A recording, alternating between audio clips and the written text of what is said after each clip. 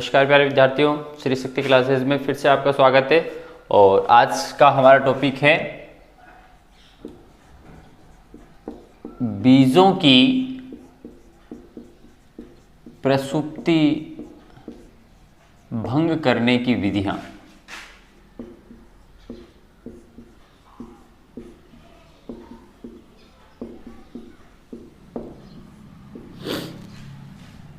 हमने इससे पहले हमने देखा है कि भाई बीज हैं वो प्रसुप्ति अवस्था में रहते हैं। अनेक कारण हमने देखे थे। उत्तर पक्वन काल की आवश्यकता देखा था हमने, और कठोर बीजावरण देखा था। ऐसे बहुत से कारक थे जिनके कारण बीज वो क्या प्रसुप्ति अवस्था में थे और अंकुरित नहीं हो रहे थे। तो अब उस प्रसुप्ति को हटाने के लिए, उस प्रसुप्ति को भंग करने के लिए बीज की जो कंडीशन है, बीज परिपक्व है लेकिन वो प्रसुप्त अवस्था में है, तो उसकी प्रसुप्त अवस्था को भंग करने के लिए कुछ विधियां यहाँ पर हैं। वो विधियां हम देखेंगे। सबसे पहला है खुरचना या हटाना। खुरचना या हटाना हमने देखा था। एक प्रसुप्ति का एक कारण था कठोर बीजावरण। ठीक है, हमने देखा था कठोर बीजावरण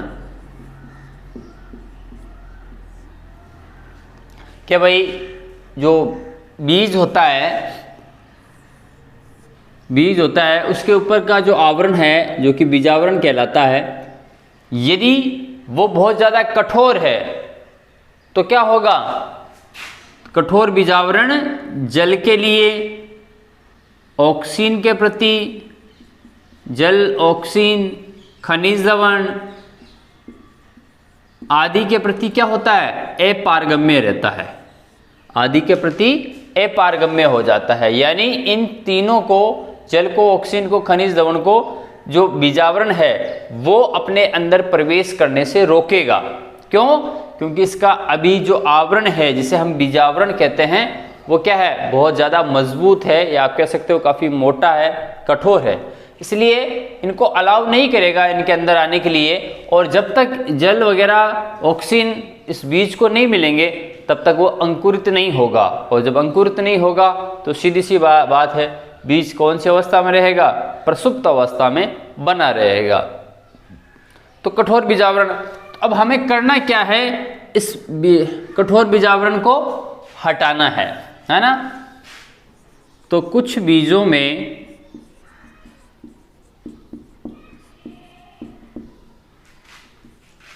बीजावरण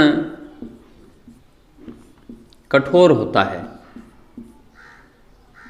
या आप कह सकते हो मोटा होता है।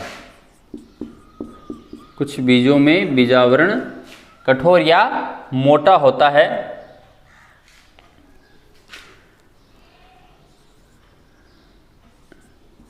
इन बीजों के बीजावरण को खुरचकर या हटाकर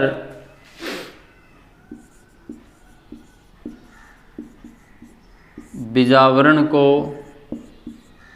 नरम बनाया जाता है, जिससे बीज का अंकुरण हो सके।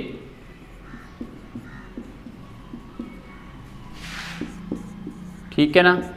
कठोर बीजावरण होने के कारण बीज का अंकुरण नहीं हो रहा, तो हमें करना क्या है? जो आवरण है उसको हमें खुरच कर हटा देना है। धीरे धीरे उस बीजावरण को हटा देना है। इसके अलावा भी कुछ, खुरचने के अलावा भी कुछ एक विधि है। जैसे बीजों को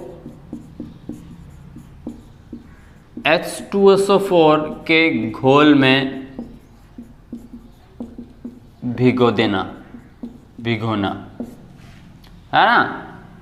H2SO4 के घोल में भिगोने से भी बीजावरण क्या होता है? नर्म हो जाता है। या गर्म पानी में भिगोना या गर्म पानी में भिगोना, या तो आप उसका जो बीजावरण है उसको खुरस लो आप, है ना, किसी नुकीली चीज से बीजावरण को हम खुरस लेते हैं, यहाँ से ऊपर से इसकी जो कुछ जो परत है वो मान लो हमने खुरस के यहाँ से हटा दी। एक तो ऐसा कर सकते हैं, या फिर इसको तनु एस्ट्रोसोफोर के घोल में बीजों को डालकर और आप उसको अंकुरित कर सकते हो, या फिर उसको गर्म पानी के अंदर डालकर बीजों को, ताकि उसका जो ऊपर का जो आवरण है वो हट जाए या वो आवरण है वो ढीला पड़ जाए। तो ये है पहली विधि है खुरसना या हटाना। दूसरी विधि है शीतन उपचार। शीतन उपचार, बहुत से बीज ऐसे होते हैं जो जिनका अंकुरण से पहले शीतन उपचार आवश्यक होता है ना। शीतन उपचार आवश्यक होता है। शीतन उपचार का मतलब होता है उन बीजों का जो टेम्परेचर है वो 0 डिग्री सेल्सियस से 5 डिग्री सेल्सियस के बीच उनको तापमान मिलना चाहिए बीजों को, तभी वो अंकुरित होंगे, तो उसे शीतन उपचार कहते हैं। तो जो शीत उपचारित बीज होते हैं, जो शीत तभी अंकुरित होते हैं जब उनका शीतन उपचार हो। तो यदि प्राकृतिक रूप से शीत उपचारण नहीं हो पा रहा, तो हमें कृत्रिम रूप से शीत उपचारण करके फिर उन बीजों को अंकुरित करना चाहिए।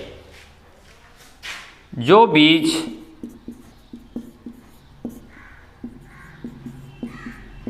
शीत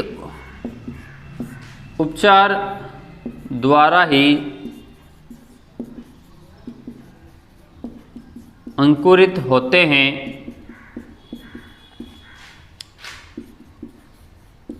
ऐसे बीजों को यदि प्राकृतिक रूप से शीत उपचार उपलब्ध नहीं है,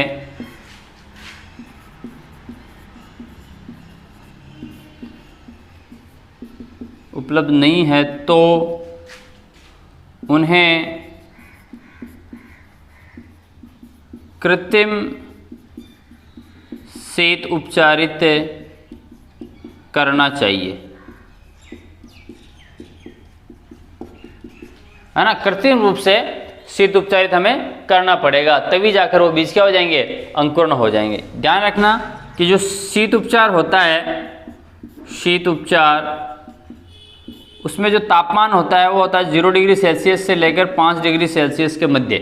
0 डिग्री सेल्सियस से 5 डिग्री सेल्सियस के बीच में इसका तापमान होता है शीत उपचारण के लिए। अगला है प्रकाश।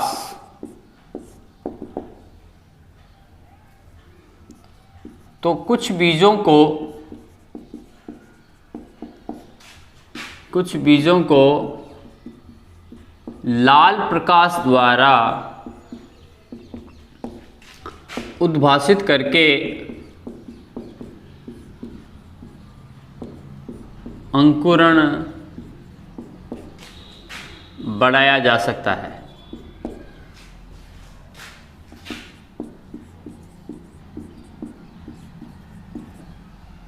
उसके बाद में दाब। अगला आता है दाब। यदि कुछ बीजों को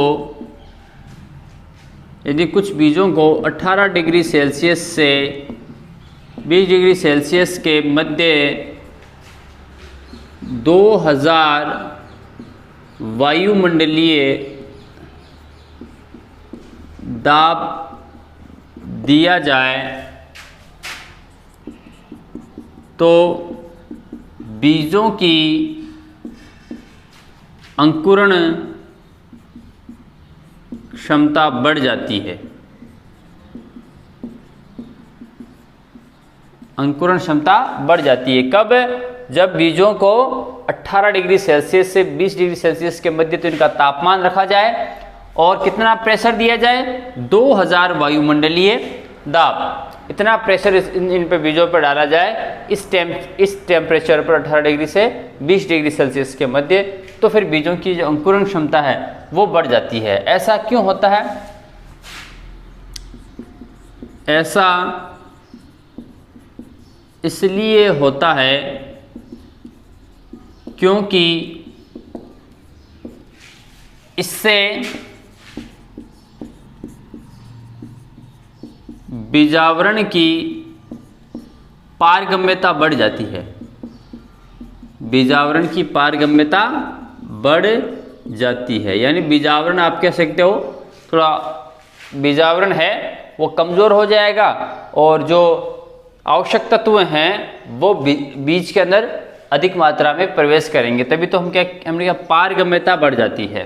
तो 18 डिग्री से 20 डिग्री सेल्सियस, 18 से 20 के मध्य तापमान रखा जाए और दाब कितना दिया जाए, 2000 वायुमंडलीय दाब उसमें डाला जाए, तो फिर वो बीज है उसकी अंकुरण क्षमता बढ़ जाएगी। क्यों? क्योंकि उसकी जो पारगम्यता है बीजावरण की वो अधिक हो जाती है। अगला है वृद्धि नियंत्रकों का उपयोग। तो जिन बीजों में उत्तर पक्वन काल की आवश्यकता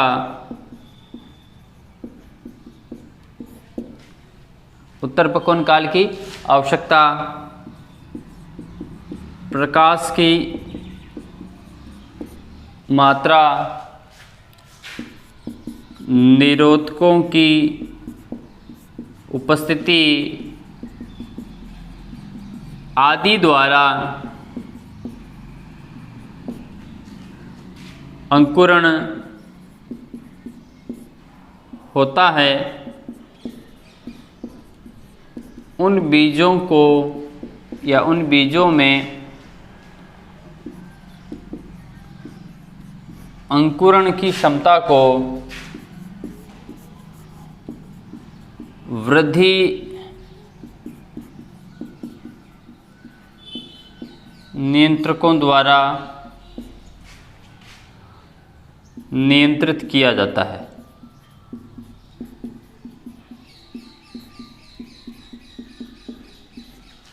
तो ये कुछ विधियां हैं, यानी जिसमें उत्तर पक्वन काल की आवश्यकता और ये प्रकाश की मात्रा, निरोधकों की उपस्थिति, ये सारे के सारे कारण मौजूद हैं। तो वहाँ पर जो आपके वृद्धि नियंत्रक हार्मोन्स हैं, इथाइलिन, जिब्रेलिन, ऑक्सिन वगैरह, यहाँ पर फिर उनका उपयोग किया जाता है, जिसके कारण बीज का अंकुरण हो जाता है। तो यहाँ पर ये कुछ भंग करने की विधियाँ थी, जिसके कारण जो बीज है वो अपनी प्रसुप्ति अवस्था से बाहर निकलता है और अंकुरित होने के लिए तैयार हो जाता है। आगे है आपका वसंतीकरण।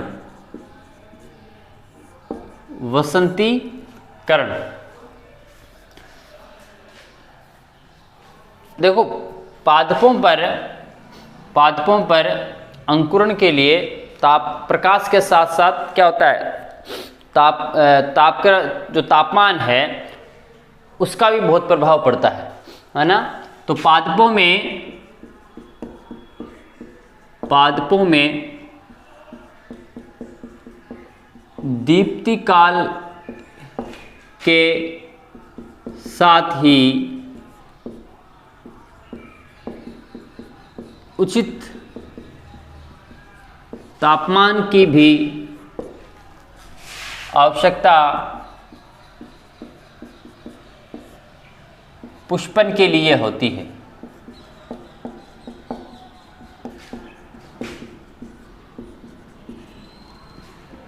यानी किसी पौधे में पुष्प लग रहे हैं तो उसके लिए तापमान उचित दीप्ति काल तो चाहिए उसको। दीप्ति काल के साथ साथ उचित तापमान की भी बड़ी आवश्यकता होती है, तभी जाकर उस पौधे में क्या हो सकता है, उचित रूप से पुष्पन की क्रिया हो सकती है। अब एक वैज्ञानिक है लाइसेंको ने चावल की दो किस्मों, एक तो शीत किस्म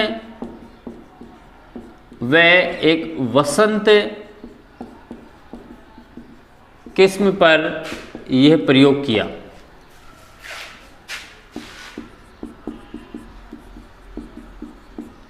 है ना कि भाई पौधे को पुष्पन के लिए दीप्ति काल तो होना ही चाहिए। दीप्ति काल के साथ साथ उसको उचित मात्रा में उसको टेम्परेचर कितना मिल रहा है पादप को, है ना, तापमान कितना मिल रहा है, वो भी बहुत महत्वपूर्ण कारक होता है। किसके लिए? पुष्पन के लिए। अब देखिए जो एक वर्षीय पादप होते हैं, एक वर्षीय पादपों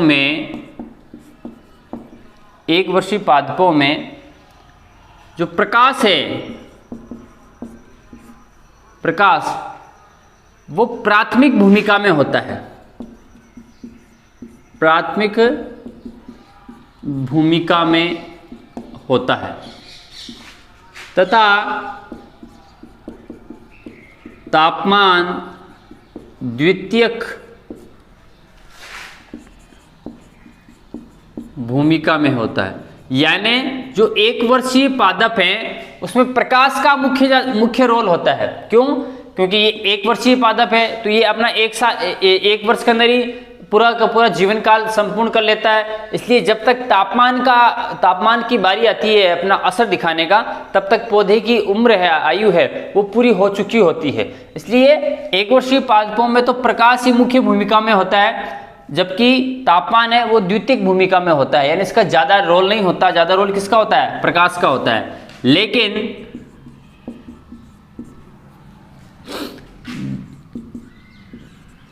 द्विवर्षीय पादपों में स्थिति अलग होती है। द्विवर्षीय पादपों में स्थिति अलग होती है। इन पादपों में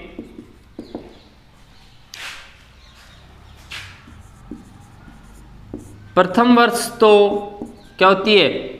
कायिक वृद्धि होती है, यानी पौधा बड़ा होता है, कायिक वृद्धि होती है।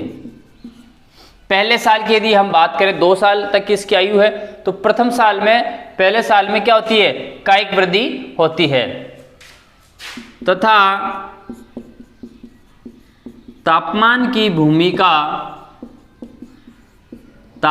भूमिका यहाँ मुख्य होती है। पहले साल तो प्रकाश की भूमिका होती है और कायिक वृद्धि होती है। तापमान की भूमिका भी यहाँ पर बहुत महत्वपूर्ण होती है। द्वितीय वर्ष में इन पादपों में क्या आती है? जनन अवस्था संपन्न होती है, जनन अवस्था संपन्न होती है। यानी जो द्वितीय अवस्था है, जनन अवस्था, यानी इसमें पुष्पन की क्रिया संपन्न होती है। पुष्पन की क्रिया संपन्न होती है कौन से? दूसरे साल में, द्वितीय वर्ष में। अच्छा, पुष्पन की क्रिया के लिए इन पादपों को शीत उपचारित होना आवश्यक है। शीत उपचारित होना आवश्यक है। यदि इन पादपों को शीत उपचारित ना किया जाए, शीत उपचारित ना किया जाए तो क्या होगा? पुष्पन की क्रिया नहीं होगी। तो पुष्पन की क्रिया नहीं होगी।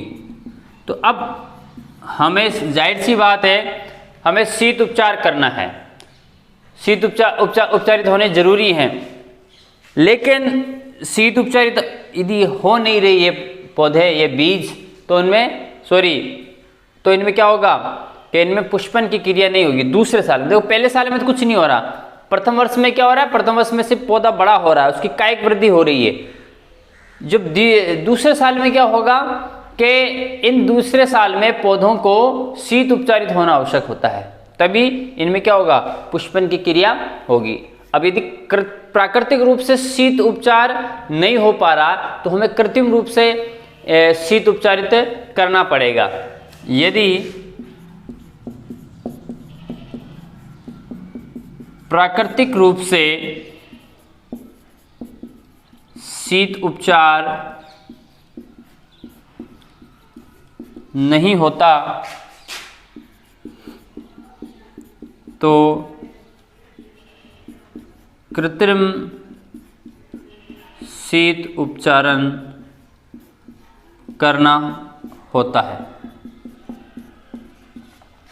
हमने क्या देखा कि भाई शीत उपचार से उपचारित करना पड़ता है। यदि शीत उपचारित ना किया जाए तो द्वितीय वर्ष भी कायिक अवस्था ही होती है, कायिक अवस्था में ही पौधे रहते हैं, यानी उसमें पुष्पन की क्रिया नहीं होगी दूसरे साल। तो इस प्रकार हमने देखा कि शीत उपचार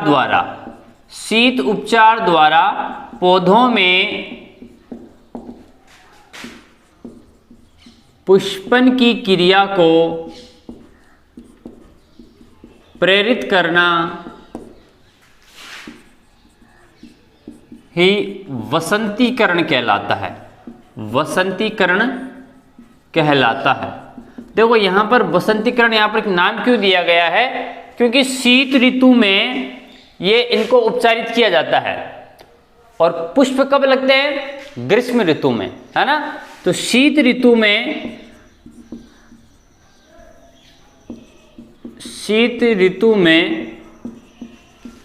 उपचारित किस्मों में पुष्पन की क्रिया कब होती है, ग्रीष्म ऋतु में। ग्रीष्म ऋतु में होती है, पुष्पन की क्रिया ग्रीष्म ऋतु में होती है। सर्दियों में यदि शीत उपचार किया जाएगा तो पुष्प कब होगी, पुष्पन की क्रिया वो होगी आपके ग्रीष्म ऋतु में। तो इस प्रकार हम देख रहे हैं कि शीत उपचार द्वारा पौधों में पुष्पन की क्रिया को प्रेरित करना ही क्या कहलाता है, वसंतीकरण कहलाता है। अच्छा, यदि हम वसंतीकरण की विधि की बात करें तो वसंतीकरण में क्या होता है, वसंतीकरण में सर्वप्रथम बीजों को 0 डिग्री सेल्सियस से 5 डिग्री सेल्सियस बीजों को भिगो दिया जाता है इस तापमान पर, है ना, भिगो दिया जाता है। और इसके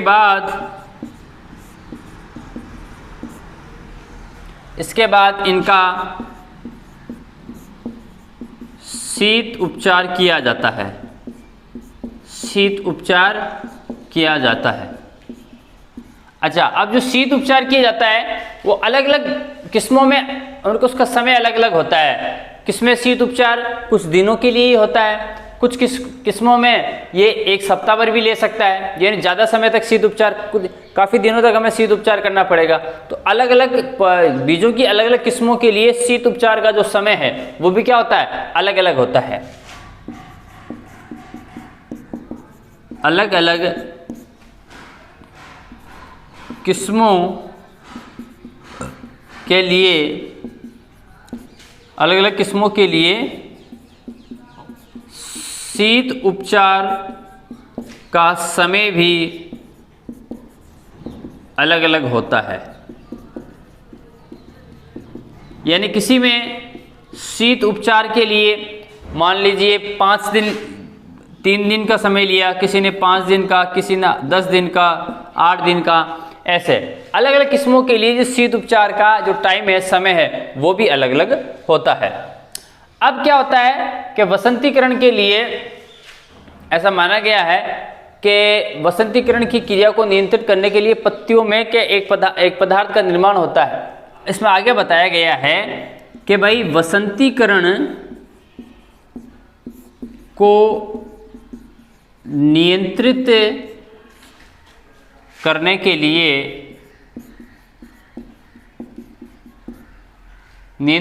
के लिए पत्तियों में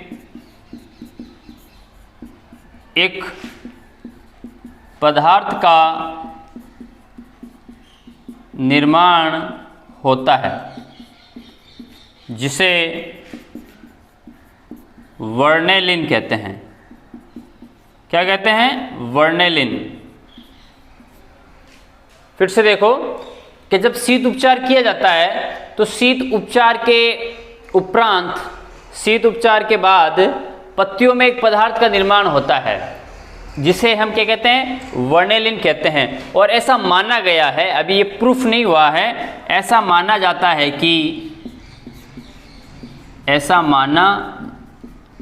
है कि वर्नेलिन फ्लोरिजन हार्मोन का पूर्वगामी है। ठीक है, जो फ्लोरिजन हार्मोन हमने देखा था कि जो पुष्पन की क्रिया को प्रेरित करता है ना, जो जिब्रेलिन और एंथेसिन्स का क्या होता है? मिश्रण होता है। फ्लोरिजन का भी पूर्वगामी, यही आप कह सकते हैं जो फ्लोरिजन का निर्माण होगा वो वर्नेलिन से हो सकता है ना।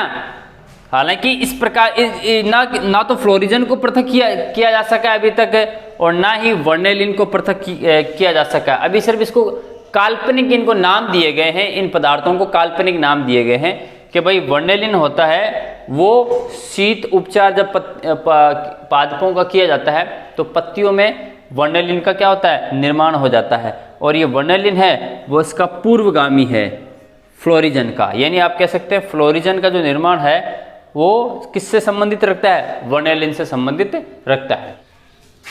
अगला टॉपिक है आपके जीर्णता।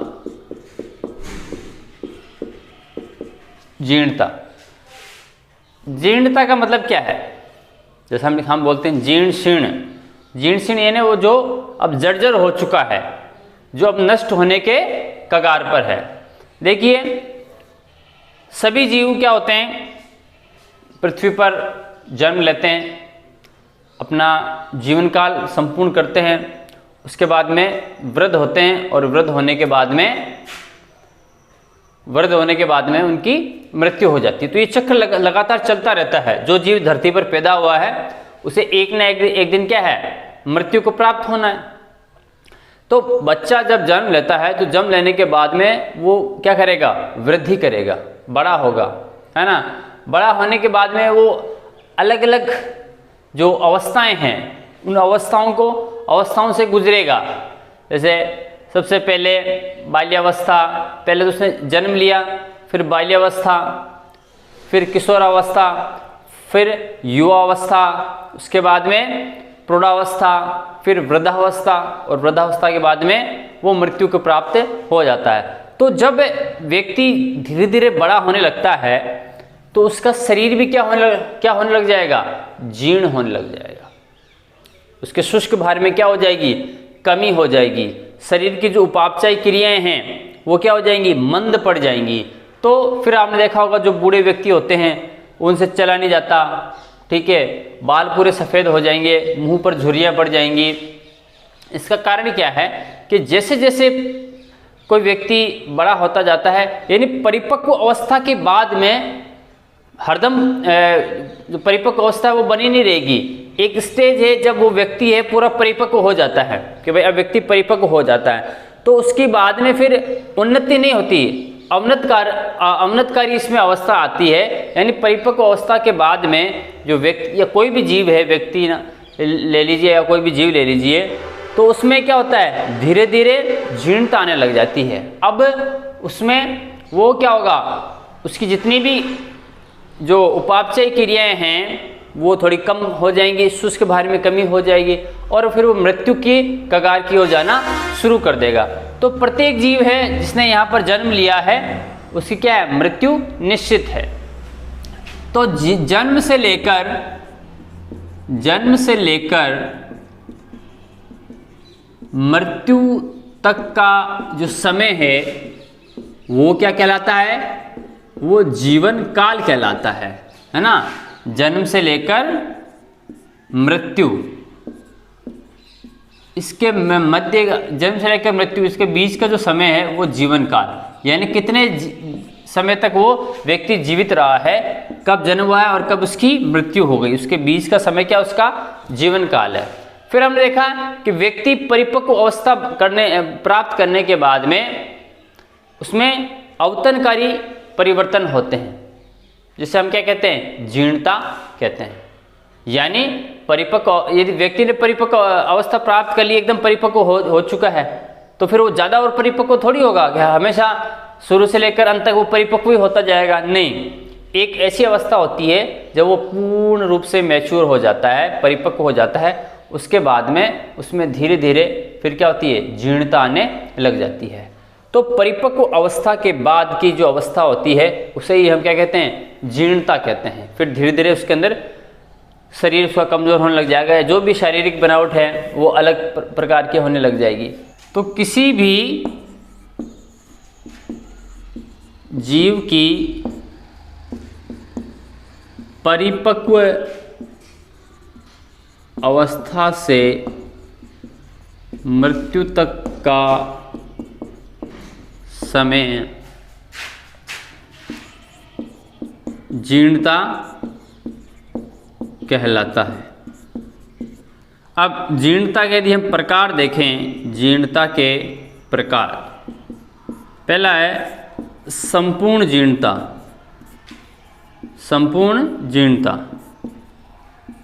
तो कुछ अधिकांश एक वर्षीय जो पादप होते हैं, एक वर्षीय पादप फल देने के पश्चात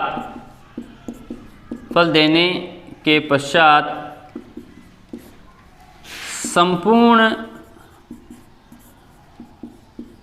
पादप पीला पड़ जाता है और जीर्णता को प्राप्त होता है, यानी मृत हो जाता है। जैसे गेहूं, चना आदि, है ना, ये एक वर्षीय पादप हैं। एक साल तक ये इनका क्या होता है, समय एक सीजन होता है। फल लगने के बाद में फिर धीरे धीरे जीर्णता को प्राप्त होंगे, है ना। पौधा पीला पड़ने लग जाएगा। आपने गेहूं देखा होगा, गेहूं जब पक जाते हैं तो वो कैसा हो जाएगा, पीला हो जाएगा और पीला होने के बाद में धीरे धीरे वो कृशकाय हो जाएगा, है ना, जीर्ण हो जाएगा और फिर उसको हम काट लेते हैं। तो ये होती है संपूर्ण जीर्णता, जिसमें पूरा का पूरा पौधा है वो जीर्णता को प्राप्त होता है। एक दूसरा प्रकार होता है प्रहोजीर्णता। प्रहोजीर्णता, इसमें क्या होता है, इस प्रकार की जीर्णता में, इस प्रकार की जीर्णता में ऊपरी भाग, पौधे का ऊपरी भाग ही नष्ट होता है, यानी ऊपरी भाग को जीर्णता प्राप्त होती है। मान लीजिए ये पौधा है तो ये वाला जो भाग है ऊपर वाला, ये क्या हो जाएगा, जीर्णता को प्राप्त करेगा और नष्ट हो जाएगा। परंतु लेकिन जो नीचे वाला भाग है, नीचे का भाग जैसे जड़, तना आदि, ये क्या होता है, ये जीर्णता को प्राप्त नहीं होता है। तो फिर कुछ समय बाद में वापस अब उचित वातावरण मिलेगा तो यहाँ से कलिकाएं क्या हो जाएंगी, प्रस्फुटित हो जाएंगी। तो इस प्रकार के जीर्णता को हम क्या कहते हैं, प्रहोजीर्णता कहते हैं। अगला है आपके पर्णपाती जीर्णता। पर्णपाती जीर्णता में क्या है, वही कि भाई इसमें क्या होता है, हर साल पत्तियां हैं वो क्या होती है, पतझड़ में पत्तियां क्या होती हैं, नीचे गिर जाती हैं पौधों से, पत्तियां नीचे गिर जाती है। सबसे पहले पत्तियां क्या होती है, नीचे गिर जाती है और अनुकूल वातावरण में पुनः पत्तियां लग जाती हैं। हर साल हम देखते हैं कि जब पतझड़ का मौसम आता है तो पत्तियां क्या होती है, पौधों से जीर्ण होकर, पीली होकर नीचे गिर जाती हैं और उसके बाद में वापस जैसे ही पौधे को अनुकूल वातावरण मिलता है तो हरी हरी पत्तियां हैं वो वापस क्या हो जाती हैं, प्रस्फुटित हो जाती हैं, पूरा पौधा वापस हरा भरा हो जाता है। तो ये होती है पर्णपाती जीर्णता। एक होती है क्रमिक जीर्णता।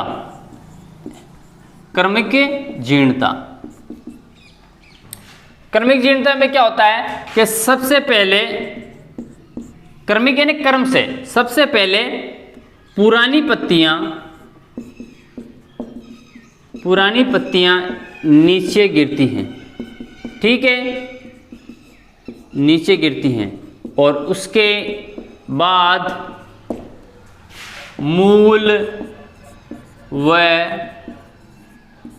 स्तंभ में जीर्णता आती है और संपूर्ण पादप जीर्णता को प्राप्त होता है, और संपूर्ण पादप जीर्णता को प्राप्त होता है। तो इसे क्या कहते हैं, क्रमिक जीर्णता कहते हैं। इसे क्रमिक जीर्णता कहते हैं। देखो क्रम से हो रहा है इसीलिए इसका नाम क्रमिक जीर्णता है। क्रम से क्या हो रहा है कि पहले पुरानी पत्तियां हैं वो नष्ट हो गई, उसके बाद में स्तंभ है, उसके बाद में मूल है, तो जो जीर्णता हो रही है वो एक के बाद एक क्रम से हो रही है, इसलिए इस प्रकार की जीर्णता को हम क्या कहते हैं, क्रमिक जीर्णता कहते हैं। और हमारा अंतिम टॉपिक है विलगन। हमने थोड़ा सा इसके पहले भी बात की थी। विलगन में क्या होता है, कुछ नहीं है विलगन में कि मान लीजिए कोई पत्ती है या कोई फल है, जो भी है, अपने मात्र पादप, ये इसका क्या है, मात्र पादप है, मात्र पादप, तो पत्ती है, फल है, फूल है, वो अपने मात्र पादप से क्या हो जाता है, मात्र पादप से पत्ती का फल या फूल का क्या होगा, अलग होना ही क्या है, अलग होना विलगन कहलाता है। मात्र पादप से पत्ती का, फल का, फूल का अलग होना क्या कहलाता है, विलगन कहलाता है। और हमने ये भी देखा है कि विलगन होता ही क्यों है, ये विलगन होता है, एक परत बनती है विलगन परत के कारण, यानी जहां से पत्ती, फल, फूल जो भी है लगी हुई है, मात्र पादप से जुड़ी हुई है, वहां पर एक परत का निर्माण हो जाता है। और ये परत क्या करेगी, इसकी पकड़ को मात्र पादप से कमजोर कर देगी, ढीला कर देगी, जिसके कारण फिर थोड़ी सी भी तेज हवा चलती है तो ये पत्तियां, ये फल, ये फूल, ये क्या हो जाएंगे, इस विलगन परत के कारण नीचे गिर जाती है। यहाँ पर जो ऊतक होते हैं, ऊतक की जो कोशिकाएं होती हैं, इस स्थान पर जहाँ पर विलगन परत बनती है, उस ऊतक की जो कोशिकाएं हैं, कोशिकाएं ये क्या होती हैं, एक दूसरे से थोड़ी दूर चली जाती हैं, दूर चली जाती हैं, और यहाँ पर दूर चली जाती है, और क्या होता है, यहाँ पर ये जो कोशिकाएं हैं कुछ कमजोर भी पड़ जाती हैं, जिसके कारण विलगन होता है, और विलगन के कारण फिर ये पत्तियां, फल, फूल नीचे गिर जाती हैं। अच्छा, इस विलगन की जो क्रिया है, विलगन की क्रिया, इसमें हार्मोन द्वारा ये नियंत्रित होती है, और यहाँ पर एब्सिसिक अम्ल, एब्सिसिक अम्ल यानी एबीए हार्मोन, एबीए हार्मोन महत्वपूर्ण भूमिका निभाता है, इस विलगन में महत्वपूर्ण भूमिका में होता है ये एबीए हार्मोन। ठीक है, तो आज के लिए फिलहाल इतना ही, कल फिर किसी नए टॉपिक, नए वीडियो के साथ आएंगे, तब तक धन्यवाद।